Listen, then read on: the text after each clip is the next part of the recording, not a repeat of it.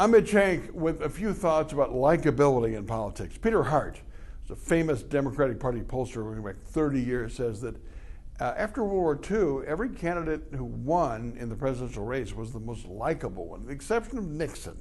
Nixon was the exception because he had other factors involved in his victories in 68 and in 72.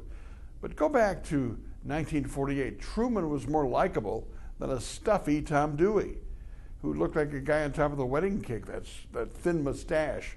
52, Eisenhower was more likable than Adlai Stevenson. Stevenson, remember, he's kind of an academic egghead with a hole in his shoe. Ike, hey, he's a folksy guy from Kansas who won the war in Europe. Same thing in 56, the same two characters. In 60, JFK was more likable than Nixon, not even close. 64, LBJ was folksy, had that Texas twang, and Goldwater never smiled. And then Nixon had those exception victories in 68, 72. In 76, Jimmy Carter, he looked like the Sunday school teacher from Plains, Georgia. We needed somebody with a moral tone after Watergate and Vietnam, and people liked him more than Ford, who always fell down.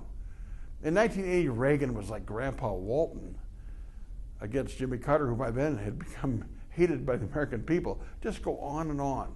Always likable. Hillary has trouble being likable.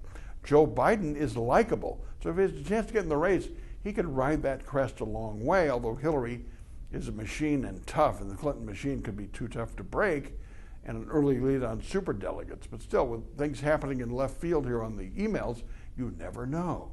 So never underestimate the power of likability. Yes, as much as we hate to say it, George W. Bush against Al Gore, Americans thought W was more likable. After all, he was the one they wanted to have a beer with.